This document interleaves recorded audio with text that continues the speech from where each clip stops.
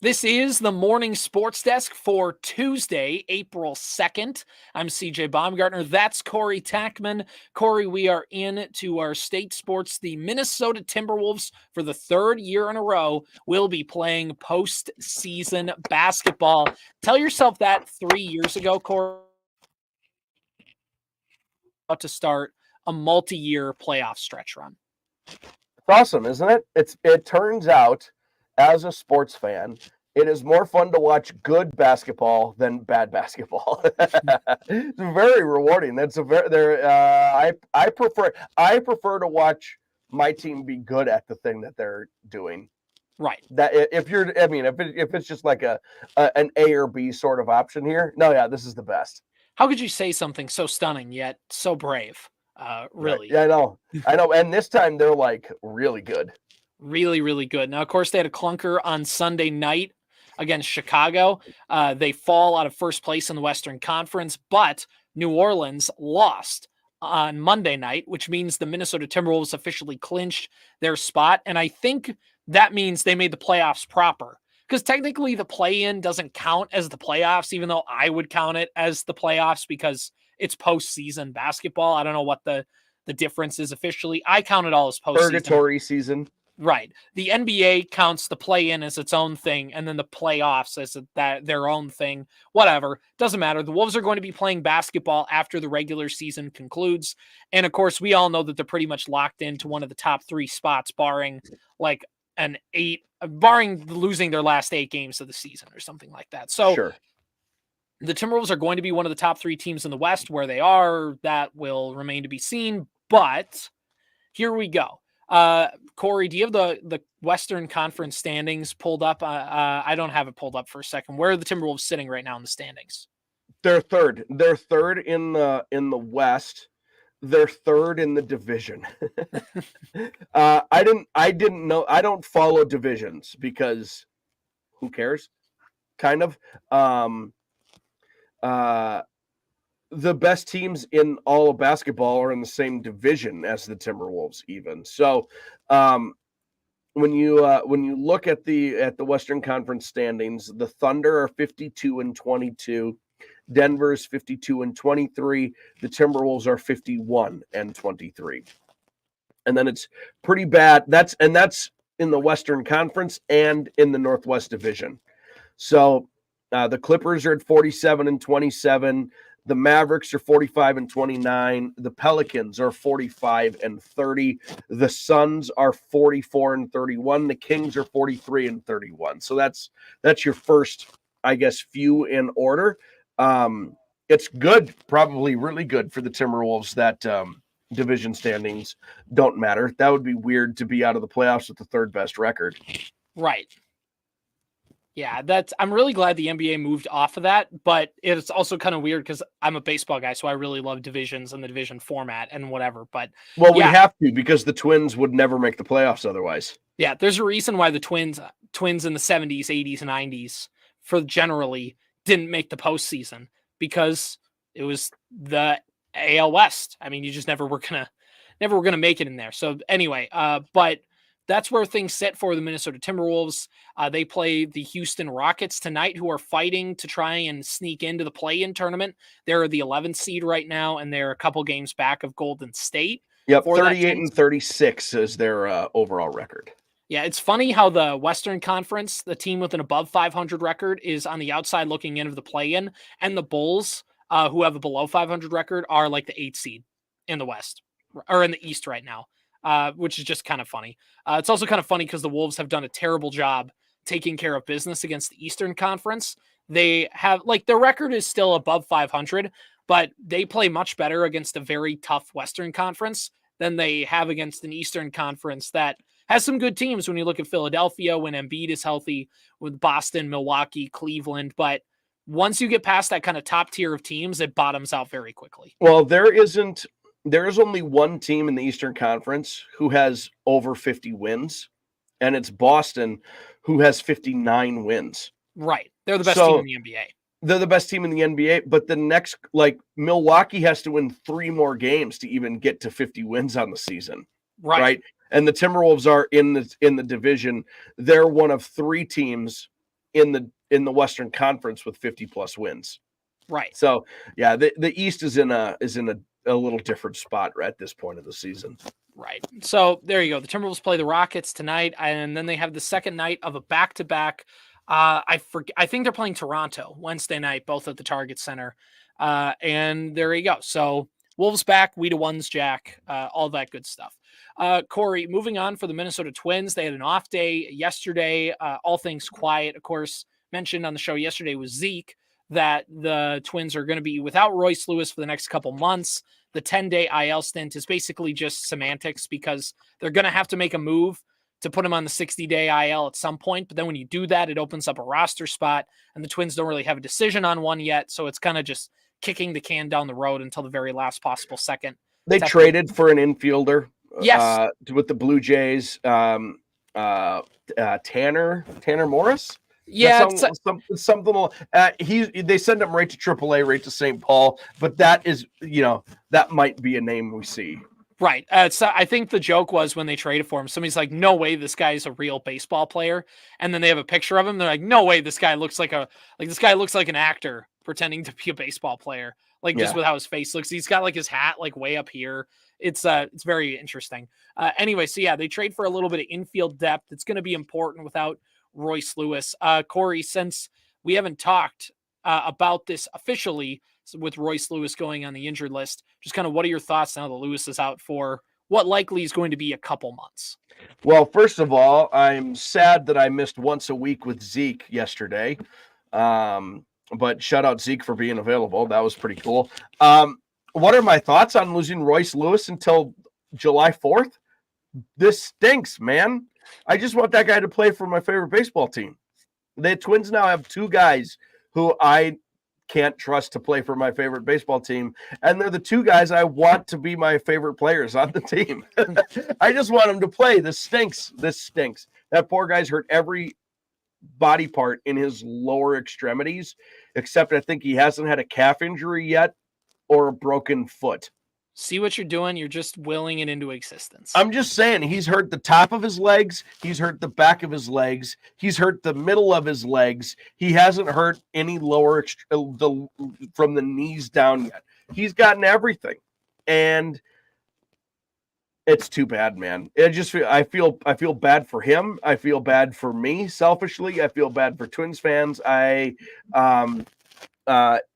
has that like very ominous we're gonna look back like every once in a while we ask the who would you give a do-over to question. It's starting to feel like Royce Lewis in 5 years, like that's gonna be the answer, and that stinks. I don't like that. Hopefully he can turn this into like a Grant Hill type career where he just struggles with being injured early and often and then finds a nice niche and a role but because he's kind of like sneaky old, right? He's not old. He still has plenty of time, but he's spent so much time hurt.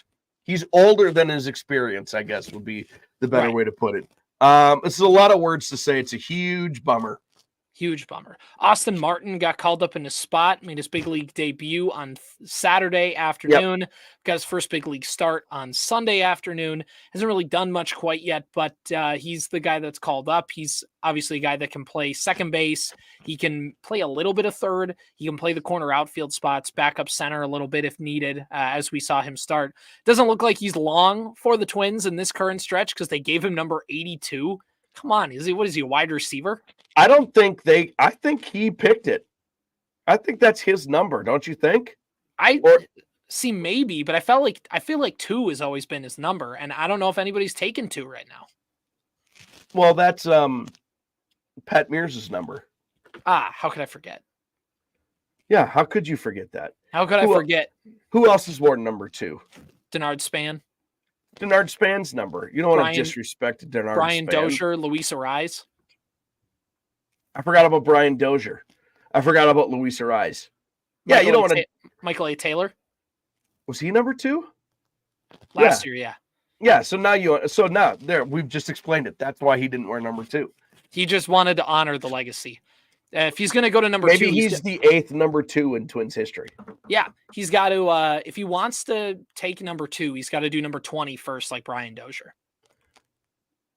Is that what Brian? Well, and he couldn't have that because that was Lou Ford's number. Oh, yes, exactly. He knew he couldn't hang on to that one for a while. He couldn't take the number from Matt Tolbert.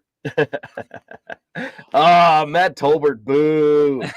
I bet Zeke loved Matt Tolbert. Yeah. I bet he did. We'll have to ask him once this podcast gets done. Matt Tolbert seems right up Zeke's alley. How about Lou Ford? He definitely loved Lou Ford. I loved Lou Ford. Were you the guy, Corey, that tried to request a meeting with Lou Ford over the internet, and Lou Ford actually met the guy? And this was like in 2006, 2005, back in the old internet days where it's like very sketchy. I love that he thought everybody was booing him when they were chanting his name, Lou. Every time he'd come up, they would go, Lou, and it would make him, he'd feel sad for himself because they thought they were booing him. Nope. No, Lou, we love you. Well, and you know what? The Twins have that again with Louie Varland. But he's from St. Paul, so he gets it. So when everybody goes, Lou, he knows they're saying Lou for Louie. I forgot about Luis Rivas. He wore number 2. Oh, yeah, he did. All right, are you ready? Michael A. Taylor, Luis Ariz, Brian Dozier, Denard Span, Luis Rivas, Pat Mears, Donnie Hill, Nelson Liriano, Wally Backman, Chris Pitaro, John Castino, Randy Bass, Steve Braun, Craig Cusick, Bobby Darwin, Johnny Briggs, Bobby Darwin, Greg Nettles, Frank Castro, Zoyo Versailles, Roy Sear. Never mind, I'm not going through all of them. There's a million of them. He is not the. You're not going back to the Senators. 2. Well, I was well into the Senators. Once you get to Zoyo, you knew you were back there. Zoyo, yeah. Ray Severs is the last Washington Senator to wear that number. Amazing. Good luck to Austin Martin and his number 82, because I can tell you this much. I don't trust it. What a terrible number, CJ. I'm not here to call anybody out. He's currently playing for my current favorite team, but that number stinks. Well, how dare you speak in vain to Kyle Rudolph like that? This is not, if he were playing football, I'd love it. I would have no issue with 82 on a football field. What's worse, if a baseball player wears 82 or a basketball player? I feel like it's got to be basketball. If somebody in baseball is wearing number 82, they're mostly going to end up being irrelevant. If somebody in basketball is wearing a number in the 80s, they're going to be a problem. There's going to be problems off the court. You know what I mean? Yeah, sure. Like Dennis Rodman wore numbers in the 70s. Problems. Yeah, that's true. There's gonna be some. There have been and there will be some major off-court issues with a basketball player who wears a number in the 80s. That's a fair. Baseball player who wears a number in the 80s. You're just gonna be like, this is not gonna work out for you. Sorry. A baseball player wearing a number in the 80s screams back when the September call-ups were a big deal. Like a fourth catcher who's definitely is only here because he's a catcher wearing 82, or 82 is like for that last man in the bullpen, like your long reliever. Like Cole Sands, I think is 74 or something, or Josh Winder is 74 or something like that. Yep. That's where you can kind of save those weird numbers for, is those relievers. Well, and some of those guys, I think they just started keeping the numbers that were assigned to them because why not? Number. Right. Yeah. Because that's my number. I'm in the majors. This is the number that got me there. So that I do get it. But yeah, generally speaking, those high numbers, it's not a good sign. It's just very weird. It's also like when a pitcher has a single digit number, it just doesn't feel right to me. If they I agree with you. Like Marcus Stroman is 0, don't like it. Adam Ottavino has 0, don't like it. You're right. Even weirder is when a team has a 0 and a 00 as on their roster as well. Yeah, that's dumb. Like pick one or the other. You can't be. By the way, who decided 00 was a number? How can you have more nothing? Right. Yeah, I'm nothing, but that guy over there is more nothing. That doesn't make any sense. Doesn't make nobody when they count goes and 00. What do you mean 00? Who's the all-time greatest single-digit pitcher? I can't think of one. There's not a ton of them, unless maybe you go back to like 100 years ago. I bet you there was a lot more pitchers who had single digits, but in the modern game, yeah, who are single? I'm just trying to think of like some of the greats of my life. You know, Roger Clemens was in the 20s. He was like 21 and 22, depending on who he played for. Okay, so UniWatch has any MLB All-Star pitcher ever worn a single-digit number? Oh, Blake Snell. Blake Snell's number 4. Okay. Is he going down in the annals of history? It's two-time. Well, he's a 2-time Cy Young winner, so he's got that going for him. Bob Feller with Cleveland wore number 9. If you want to go all the way back to 1936. Bob Feller lived a long, long time. He was my go-to of is this? Do you think this guy's still alive? And I actually still don't even know the answer. He might still be alive at 112. I don't know. He was number Bob 9. Lemon Okay, wore that's number perfect. 6 for Cleveland. When was that? In the 20s? 1946. So in the middle of World War II, Bob Lemon was out there throwing. Sure. Okay. Cool. Well, I mean, I guess Babe Ruth was a single digit, although they might not have had numbers when he was pitching. Well, yeah, that's true. Because he ended up being number 3, but that was back when it was like you're number 3 because you're the first baseman. Like that's how they assign numbers. Well, he was number 3 because he was the third hitter. Yes, and that Lou was Gehrig it. was number 4 because he was 4th, and that's how they gave. But when he was with Boston before that, they probably didn't have numbers. Gosh, I wonder. I can't. I mean, Blake Snell's probably the best example. There's really nothing in the modern game.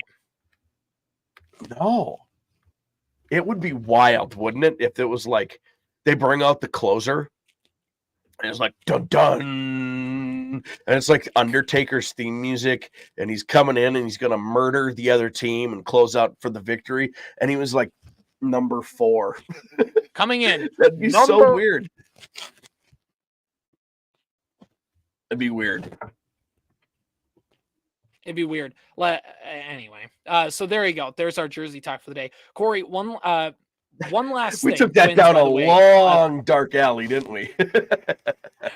Twins play at 3:10 today. Yeah. I don't know why. It's Milwaukee's home opener. I still don't know why it's in the middle of the afternoon for a return.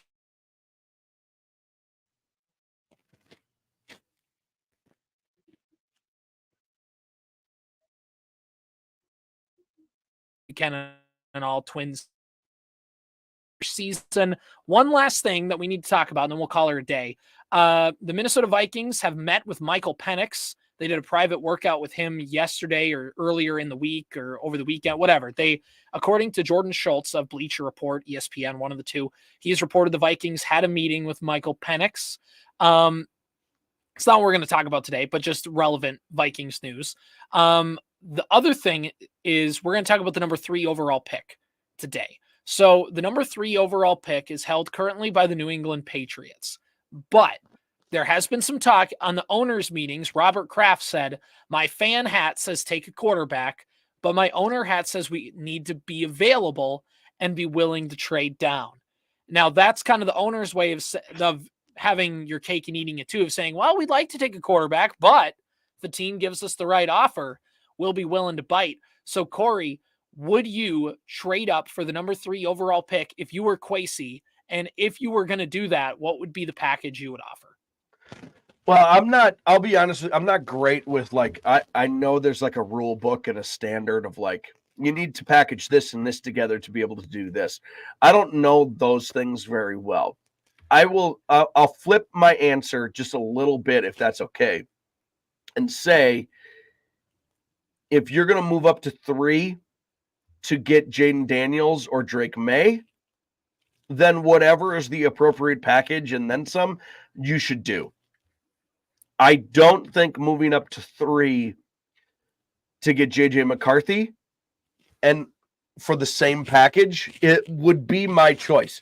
Now, do I need to disclaimer that I'm an idiot and don't know anything about how good or who these guys really are or what actual expert opinions of them really are? I understand where I rate as far as like QB projections. I'm an idiot. I think that Drake May and Jaden McDaniels are probably going to be okay. I'm a little more concerned about JJ McCarthy. So if it's for one of those two, the package for that would look different. I wouldn't do it for JJ McCarthy to move up to 3. Is that a fair answer?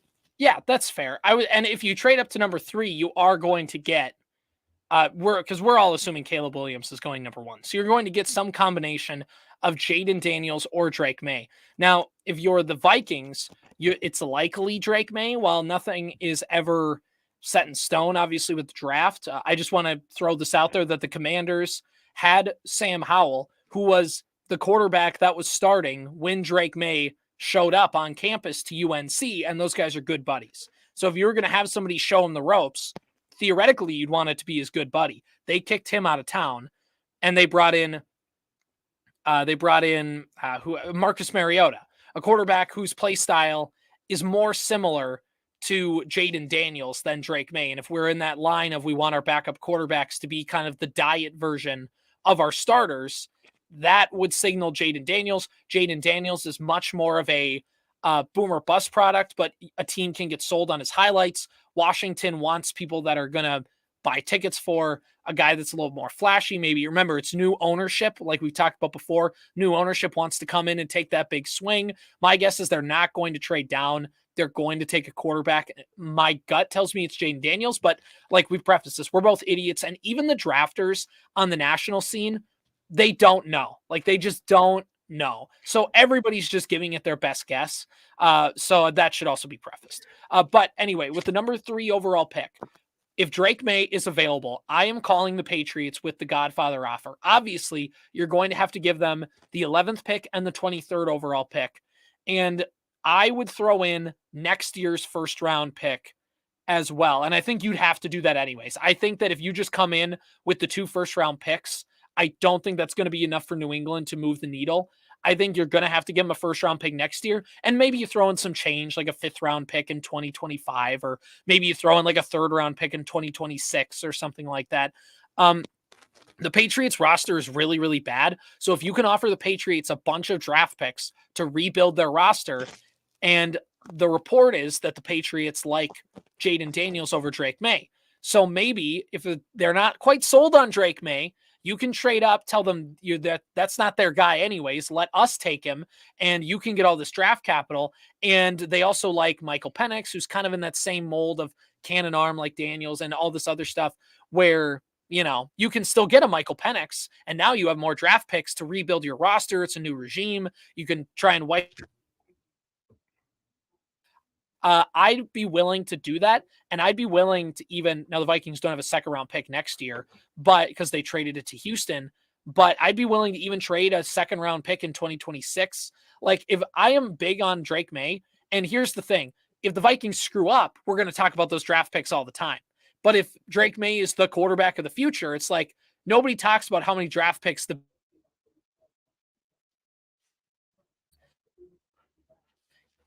everybody remembers how many draft picks the Bears traded up to move up 1 spot to take Mitch Trubisky. So it's all about landing that quarterback, but I wouldn't be afraid to do the Godfather offer for Drake May. Like you said, Corey, I'm not trading up to number 3 if it means JJ McCarthy, because if the Vikings have to take JJ McCarthy, it likely means the Patriots are taking Drake May at 3 or Jaden Daniels. Like the Patriots are like, we're not moving. We're not going to draft this high again. We want to take our quarterback of the future. Let's just get him and we'll figure it all out. Jacoby Brissett will play for a year. We'll figure it out. That could also happen in New England. But I am willing to move into that number 3 overall pick for Drake May and or Jaden Daniels. If JJ McCarthy is the guy, I say you can hold back because the Patriots aren't going to take him. And the at number 4 is the Cardinals. I think they're just going to end up saying we want to take Marvin Harrison Jr. and pair him with Kyler Murray. The Chargers aren't going to want to trade with the Broncos or the Raiders who want to draft up to get a quarterback. Chargers are in division. They're not going to want to do that. So you move one more pick down the line. The Vikings could theoretically trade to 5, but that's a different conversation for a different day. But basically, I think we're on the same page of it's either May or Daniels at number 3. But Corey, would you be willing to throw in an extra first-round pick, or would you be willing to would you be willing to even throw in a 2026 first-round pick if that's what it took to move up to number 3 and get Drake May and or Jaden Daniels? Well, one of the things that comes up in this conversation is, is money, and first-round draft picks cost a lot of money. So if you're going to give up a first-round pick the next year, also, you're actually what you're doing is you're opening up that money to be spent on, I don't know, let's say extending JJ, extending Darisaw, bolstering your defense. That money's always got to go somewhere anyway. And maybe you can get a name in free agency or whatever. You're not really saving that money, but you're going to be able to reallocate that money towards someone who might be a more immediate fix than hoping in a first round draft pick will be able to help you in a year or 2 or 3. Does that make sense? Yeah. Yeah. So it makes sense in the fact of, first round draft picks are how you build your team. But if you're the Vikings, you say we've already built up the offense to where we want it to be. Let's get our quarterback. Well, now we have the most important position on the field set and on a cost-efficient deal. And we already saw it. The Vikings used the money from Kirk Cousins and added 3 defensive starters. Now give it one more offseason when the cap hit from Kirk and Daniil are gone. That's the thing. If we need to add an extra corner, you can go out and buy the top corner on the market and pay him whatever he wants because you'll have the money, even with JJ and Darisaw extensions. So that's the thing of, they won't be able to build their team with first-round draft picks, and that will be important. But you'll still have a quarterback on a rookie contract where you can make up that money. And then by the time you get those first-round picks back, and then you got to worry about paying the quarterback, that's fine because you'll have more first-round draft capital to be able to spend it. And it's a premium, and it's kind of going to a different conversation. It's not exactly apples to apples, but look at Rudy Gobert with the Timberwolves. Year 1, we cared about those first-round picks that the Timberwolves gave up. Year 2, it's still in the back of our minds. It's still not going away. But, I don't think if Rudy Gobert ends up playing well and the Wolves go on a deep playoff run this year and they're competitive the next couple of years again, nobody cares about the draft picks the Timberwolves lost because their team is already good. You're sacrificing the potential future for an immediate need. And that's kind of where now, obviously the Wolves were in a different spot than the Vikings are, just kind of where the franchise is and whatever. But it's that point of it's a lot to give up a lot of draft capital. But if it works out, nobody cares what you gave up to get that. To use another example, and we talk about this all the time, windows in sports are dumb. We got to stop talking about this is the window is either open or closed. There's no 5-year window. There's no 3-year window. There's no 10-year window. The window, it's either open and you're feeling the fresh breeze of victory, or the window is closed. Rudy Gobert and the Timberwolves have an open window right now. Last year it felt closed, but they were injured. It was weird. They're not injured this year, save Cat, and the window opened up. Another example, the basketball was, do you think the Lakers organization would take back the championship they got in the bubble with Anthony Davis? Right. To be able to maybe field a good team in 3 years? They would never give it up. Lakers fans in that organization would never give up that championship. Ever, ever, ever, ever, ever. And if I were a fan and it meant that my team could win a championship, I would never give that up. The window only exists. You're only in it now. The window is only right now. So if this is the way to open up a window right now, you got to do it. Rangers gave up a lot to get Max Scherzer on their team. And, was he highly impactful? He wasn't like Verlander on the 17 Astros. But the point is, they paid a lot to go get Scherzer. And the Astros in 2017 gave up prospects to get Justin Verlander. Do you think do you think the Texas Rangers care that they had to give up some big prospects to get Max Scherzer away from the Mets? No, they don't care at all. That guy could be a superstar in 10 years. And sure, it's not ideal, but they won a freaking World Series. They don't care. Like, Houston doesn't even care that they cheated. Right. Houston doesn't even care, and that organization and those fans, they don't even care that they cheated. The Patriots they have championships. Right. Like, yeah, it in all of this, like, we talk about the draft picks that the Panthers gave up because not that they whiffed on Bryce Young, but they did not do him any favors, and it's highly suspect. And then they were bad, and they got the number 1 overall pick anyways, and they could have got Caleb Williams instead. Now they're like, it's that thing of when you screw up, yeah, you're going to get clowned for it. But also, the Vikings have never made a move like this for a quarterback in their franchise history. The highest quarterback ever taken was Dante Culpepper at like number 11, which is where the Vikings are at right now. So the Vikings have never traded up and taken a swing. And we knew that this was coming, Corey, because we talked about it. Kwesi came from Cleveland. Andrew Berry was his mentor. He's running Cleveland's front office. And Cleveland traded all the picks for Deshaun Watson. Whether it's a good move or bad move, he was willing to do that. Kevin O'Connell came from LA. And the year before he came to the Vikings, they traded a bunch of first-round picks to get Matt Stafford. He's came from an organization, both the head coach and the GM, that were not afraid to make a big swing and go get their guy. And that's why I think it might not happen until draft night, but it's why I think the Vikings are trading up into the top 5. I don't know where it's going to be yet. It probably just depends on what New England is going to do at 3, but I think the Vikings are going to trade up and in. I think that they are going to take that swing. So I'll just add one more thing onto this, and then we can wrap it up. We can move on. It feels risky, right? It feels risky to mortgage your future like this. But the reality of it is it actually isn't. It actually isn't that risky. This is just one way to look at it. It's not that risky because you're gonna move up, and if he works out unbelievable, you're set for the next decade and a half. Mm-hmm. If it doesn't work out, it's the cheapest. It's you just move on. And the Vikings are in a really good spot to have a lot of cap space upcoming.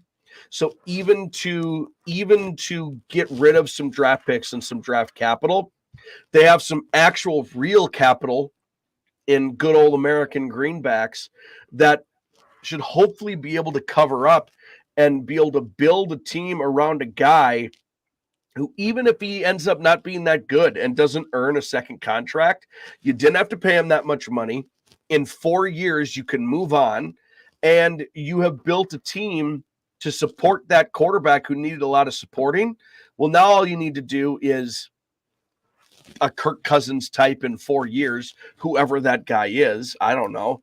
Like, that's, you know what, you can get by. It's a fairly low risk, I think, because of all of the money that they have available on the back end anyway. Right. Well, it's people talk about, well, now that Kirk's gone, how are the Vikings going to be competitive?